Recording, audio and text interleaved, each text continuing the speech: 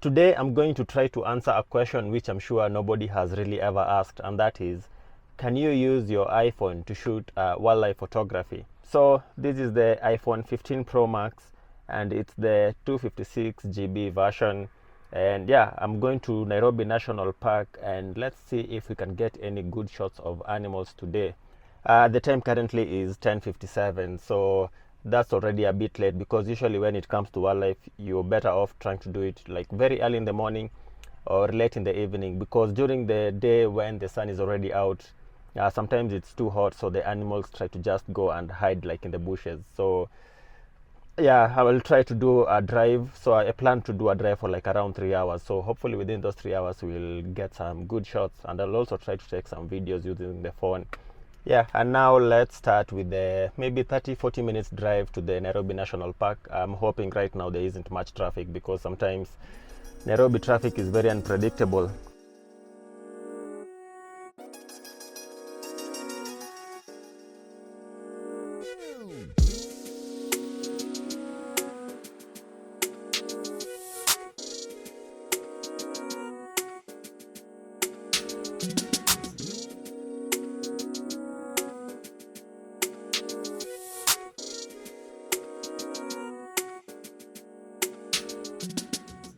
And here we are at the gate of the Nairobi National Park, one of my most favorite national parks in Kenya, just because it's so easy to access, like it's literally next to the city. So this is perfect. So if you don't have a car, you can't enter the Nairobi National Park, but what you can do is go to the animal orphanage, which is just right where I'm pointing. I don't think this camera is angled right. So yeah, the Nairobi Animal Orphanage is just on the right here, so the road going right. And yeah, it's a nice place. It's a good place to just walk around, look at a few animals, and whenever the animals are like ready to be taken back to the park, they just release them, or sometimes they'll just keep them there if they are vulnerable animals, which cannot survive completely in the wild. Maybe they've broken a leg or something, so sometimes they do that. And there goes the first picture of the gate, even though I'm taking that picture from inside the car. And now it's time for them to verify the ticket, and then we proceed inside. So those kids, I think, are from the animal orphanage.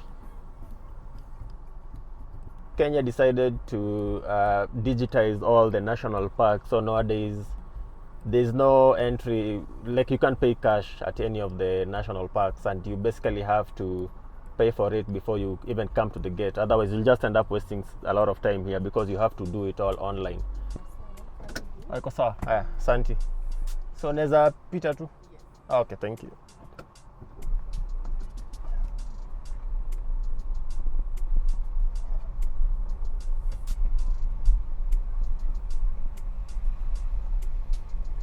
Usually if you come here early, you'll find animals literally at the door. Monkeys, baboons, maybe some zebras. Oh, there is a warthog. Or is it called a warthog? Let's try to take a portrait picture.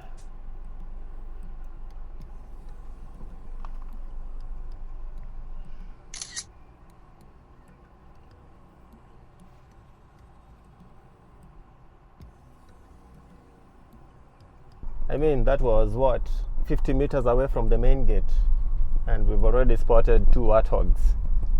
Okay, this is, I think, making this video is harder than I had thought. It's harder doing it on your own and when you're also like driving.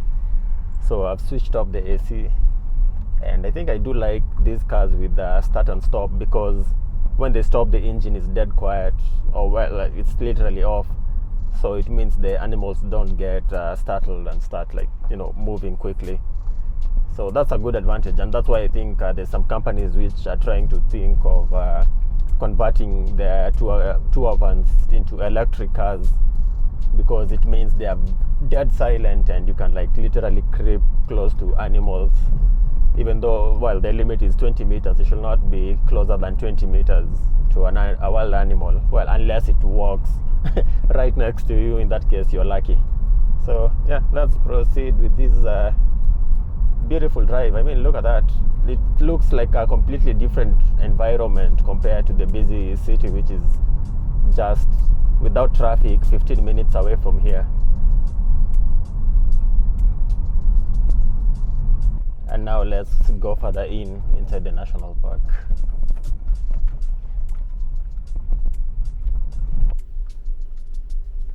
I have spotted some antelopes from the distance, so maybe at this point let's try the iPhone 5X zoom, which, I mean, it's not the clearest, but you get the point. And you can see the tower back there. I think that's the UAP buildings, which is in Upper Hill, and there's a plane. That would have been a very good shot if you had a proper camera. So that, I'd say, is one of those limitations of phone. But there's more further down the road, so maybe we'll be able to see these close by, unless they get startled and run away.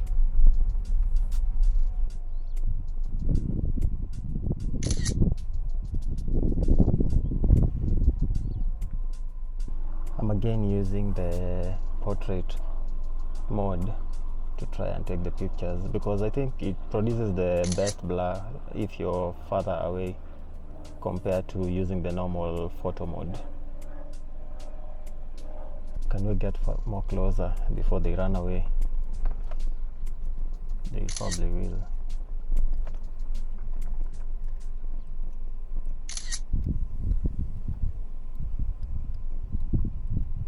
Oh, and they're gone in the bushes. You know, not bad for only being inside the park for what, 15 minutes. What's usually interesting is the further you drive, you'll see so many other like antelopes and gazelles, until you just like get bored. You're like, oh, another one, oh, another one, oh, zebras. Then you start thinking like, oh, I want to see something else. I want to see, like, you know, lions and stuff. And then later on you'll be like, oh, now I want to see some action, you know.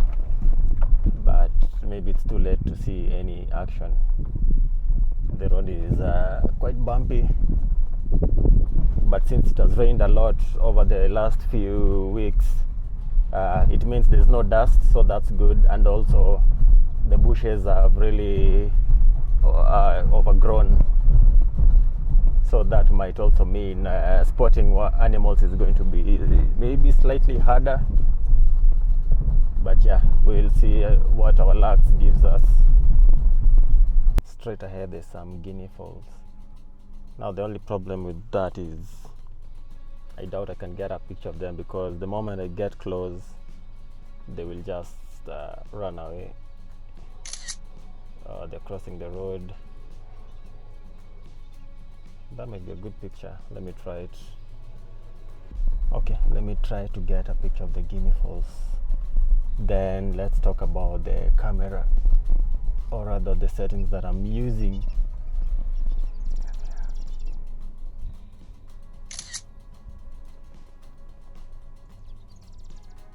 Somehow, at least one of them look at me. Let's go to this pond, because this is usually a very interesting pond, because it has hippos and crocodiles. The problem is the sun is too high now, so most of the animals won't be very active. But look at that. That's a very nice picture. Oh, well, I think it is a nice picture. Okay, while I'm standing here, maybe I can just quickly talk about the camera. I've decided I'm only using the default iPhone camera, because again, that's what pretty much everyone is going to use. I have tried several times to use manual cameras on the phone, which allows you to change your shutter speed, aperture, and the likes. But I don't know, it just takes too much fiddling. They are always very, I'd say cumbersome to use. So I just gave up on trying that. Like if I want to do manual photography, I'll just use a normal, proper camera, and not a phone. A phone is supposed to be like your backup camera thing, which you use it to just quickly take snaps. And there's only two things that I tend to use. Let me maybe, oh, it's full brightness, so that won't be very visible, but there's the normal photo mode, so 5.5, 1x2 and 5, and then portrait, which 1, 2, 5, mostly I use the 5 because I think it produces the best pictures, although sometimes I'll use 2, and I think I rarely use 1. I never change any of these settings here, like natural light, studio, contour, high key. I've never used them. Once in a while I'll use the panorama option, but again, I don't know, I've never liked the quality that much. So these are the two things that I always try to alternate between photo and portrait. When it comes to video, again, I just use the normal video unless I want to shoot ProRes, and then I will just select the ProRes option. And sometimes I'll use the cinematic mode, but I don't like its render. Like it creates a very weird fake blur, so again, one of those things that I tend to avoid. Oh, I've seen a giraffe, but it's very far away. Yeah, so that's it for the camera settings, and I've selected RAW max so that I can get the best quality possible. So it shoots like at 48 megapixel, I think. So it's very huge files, but they're worth it. And that's the settings that I use. That is what I'll be using throughout this video. I'm shooting this using the Osmo Pocket 2, which I always say is my favorite camera until maybe I move to the 3. But yeah, it's small, it's portable, it's light. Yeah, it's a very good camera. So because it's too hot, you can see the hippos, they're just chilling in the water. They wouldn't come out at this time, but if it was like in the evening, that's when they start to come out. Sometimes these crocodiles, maybe we'll see one just very close to the shore, but yeah, not likely. But yeah, fingers crossed if we do well and good, because this is there's only one other place where you can see crocodiles inside this park, this pond and the river that is further down.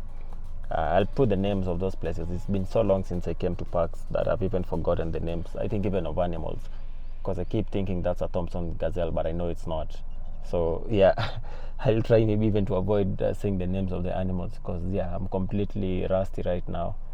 But yeah, those further up the other side, those are Thompson gazelles. I think that one at least I'm sure of, because of the white stripe on the side. My friend is just standing there.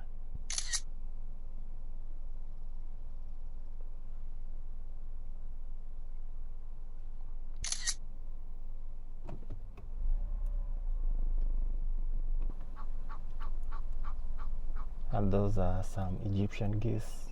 I think that's the name.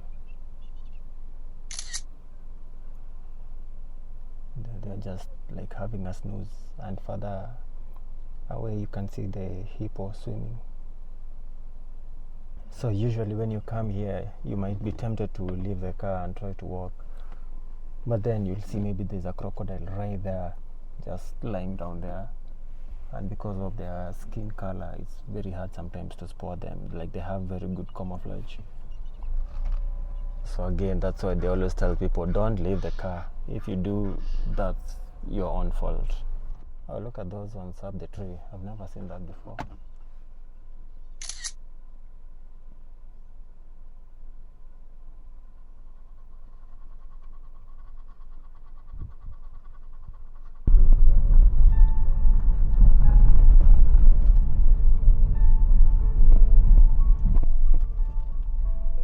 There's an ostrich on my right, and there's another one on my left. Let's hope it's not going to move.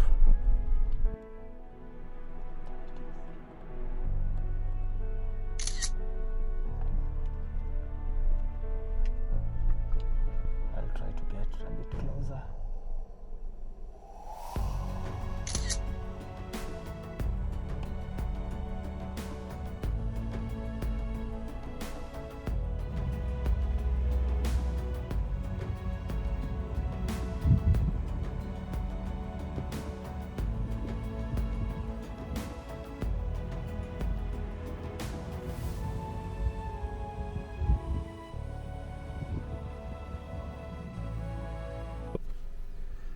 Yeah, look at how overgrown the vegetation is, which it's good for the animals, but yeah, not very good for photography because it makes spotting animals very hard.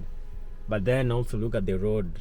So yeah, I'm not going to even try to attempt going over that because again, I'm alone. If I get stuck, that's going to take me a lot of time to get out, so I'll just have to reverse back and get a different route.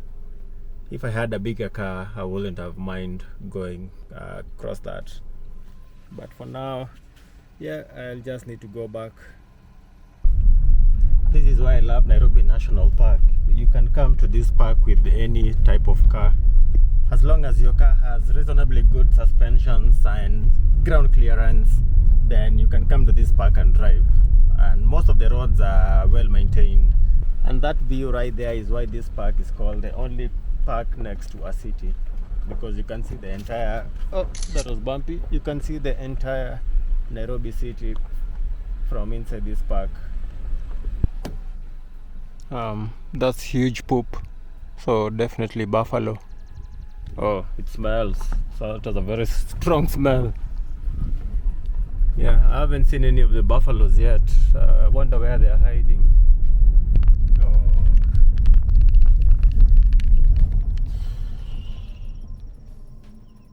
Another very bad road.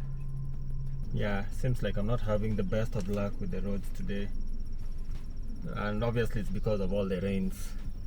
So if you look at that, you can see at the top it looks dry, but maybe underneath it's very wet.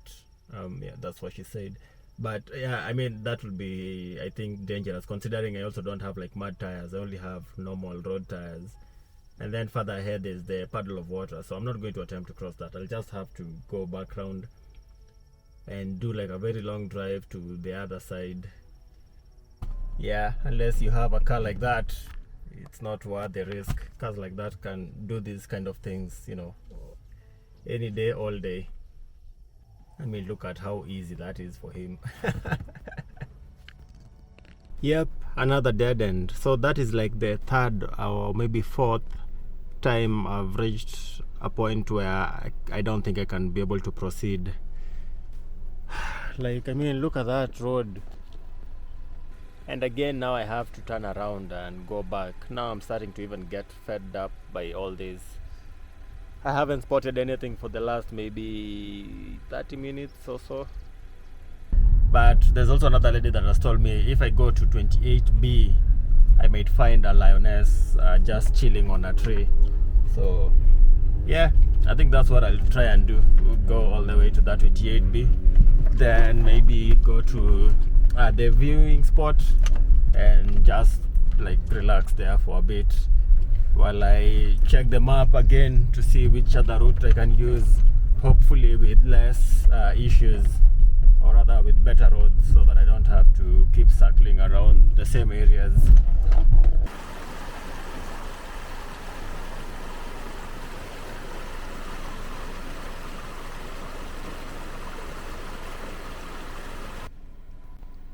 And there's the first buffalo I've spotted for the day, even though it's very much inside the bush, like it would be even hard to capture it.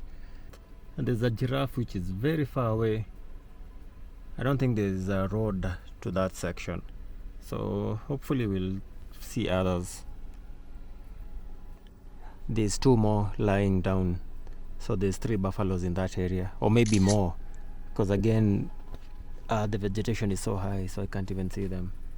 Yeah, I think I have said that like 20 times, but it's something you have to consider when doing wildlife photography.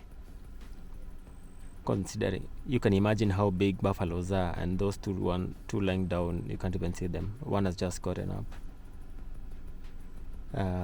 Will they be moving towards me or not? What I'll do is I'll just sit here for another 5 minutes. So if you see a picture of a clear picture of a buffalo, well and good, it means they moved closer to me. If not, then it means luck was not on my side. Let's check out the Impala picnic site. That will also be a good break for me to get out of the car and stand for a bit, and also we can try taking pictures, panoramic photos of the entire landscape.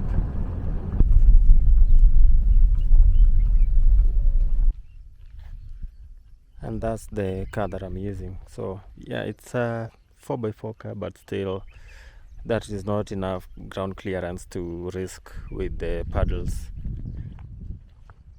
especially now that you can see how clear it is. It means if you get stuck, there's really no one to come to help you. Look at this beautiful viewpoint. So this is a place you can come and just have a picnic.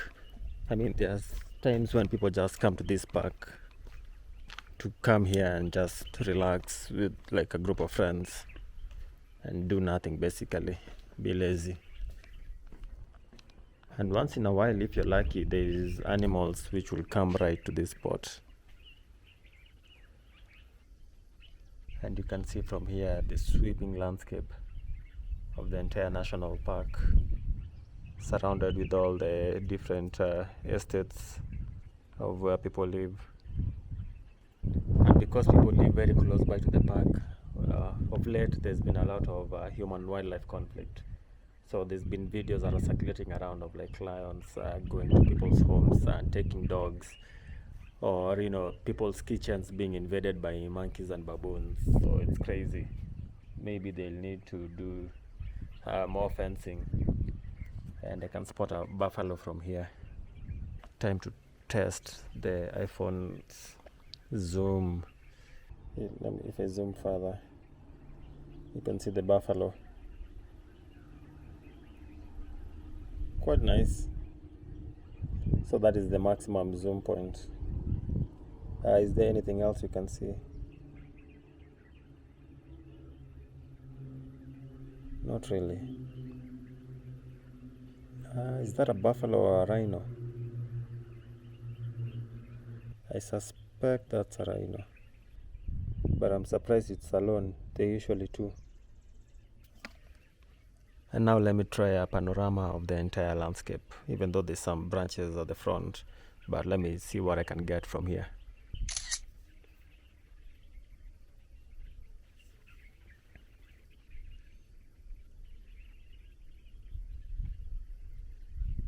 Bathroom time, and then let's proceed again.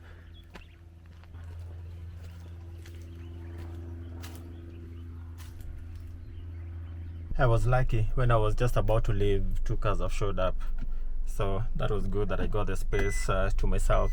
Let me try and chase that rhino. Today maybe is my day to get the rhino very up close. I'm trying to take a picture of these tiny birds. So I've seen several of them just crossing the roads, but they're very tiny.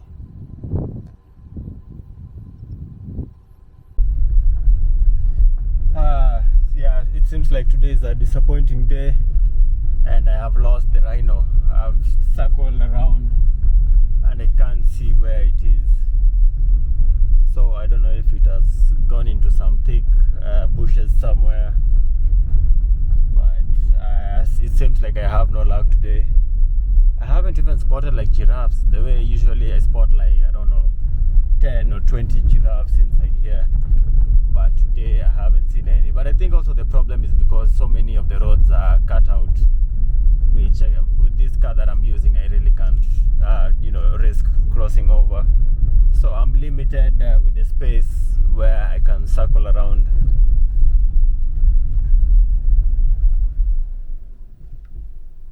I think I've spotted the rhino, but it's very far. Like there's no camera that I have that is going to pick that up.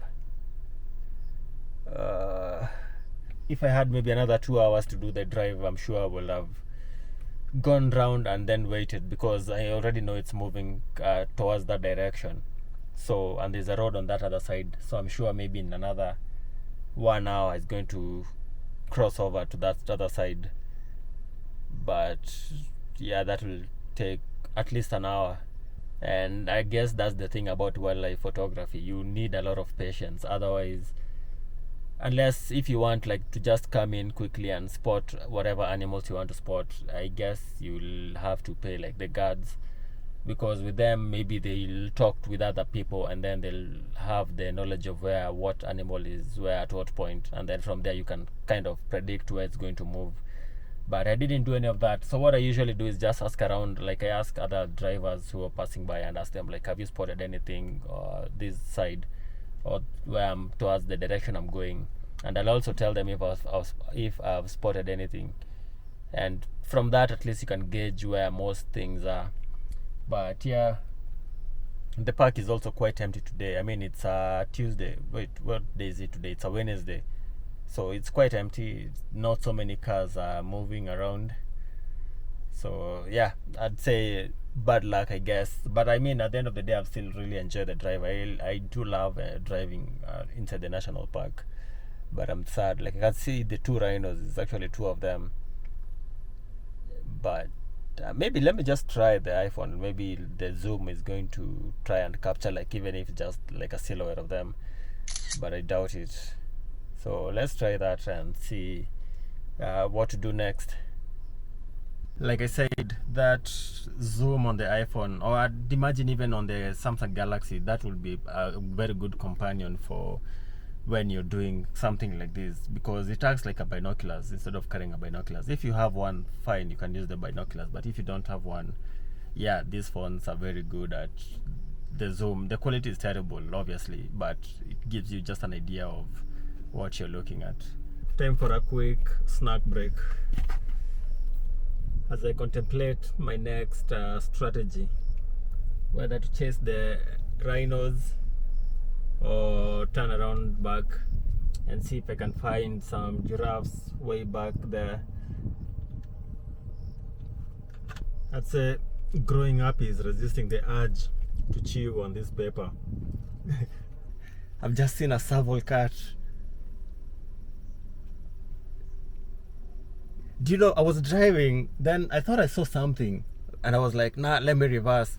And I even told the guys who are like in the car behind, like they were going the opposite side, and I told them, like, I think I've seen a serval cat, and they were like, they'll try to check. So I can see there's someone on the rooftop trying to check. But yeah, I think they've driven off so far. So, oh my god, I hope I've got those pictures. Not the best. Yeah. No, I got them, but not the best. But yeah, this will do. Look at that. I don't know, is it visible? I mean, look at that. That is a very, very, very rare find. Very rare. Because they're very tiny, so when they go inside the bushes, that's just it. Like, yeah. Oh, not the best pictures, but I'm going to just count that as a win. I'm counting that as a win because that is a very, very rare find. So many people come to these parks and never see that. And funny enough, that's the second time I've seen it, or maybe it's actually common. But yeah, that's the second time. But the first time I saw it was like maybe what, 10 meters away, 20 meters away. But this is the closest I've ever gotten to seeing a serval cat up close in the wild. So, oh yeah, considering I've been driving around for quite a long time without spotting anything really, I'm going to count that as a win. But I've been told if I continue to go straight ahead, maybe I will see some rhinos. There's other rhinos on that other side. But it's getting late.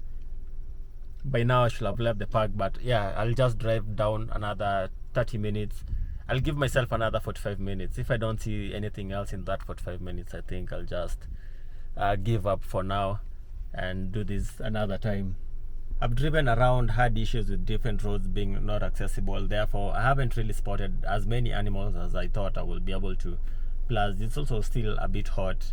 Therefore, you know, I've been in the park for maybe close to 5 hours now, but I think I'm going to exit. So to conclude this video, yes, I think you can use your iPhone or even the Samsung Galaxies, the ones with ultra zoom, to take pictures of wildlife.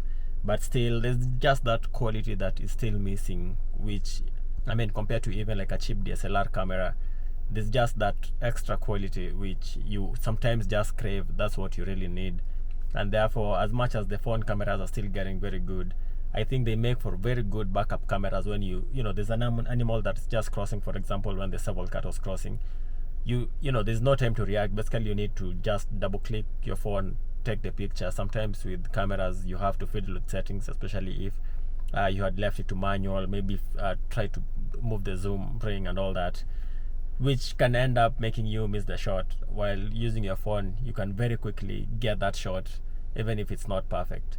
And so, yeah, that is my conclusion. Yes, you can use your phone to shoot wildlife, but maybe, let's say, casual photography, or maybe if you come during ideal conditions, let's say very early in the morning or very late in the evening, and then you can be able to build actually a proper good story from the pictures that you take around that time, compared to right now when the sun is harsh and the animals are kind of bored. So yeah, be sure to try doing that the next time you go for a safari, or whenever you go for like any kind of wildlife trip.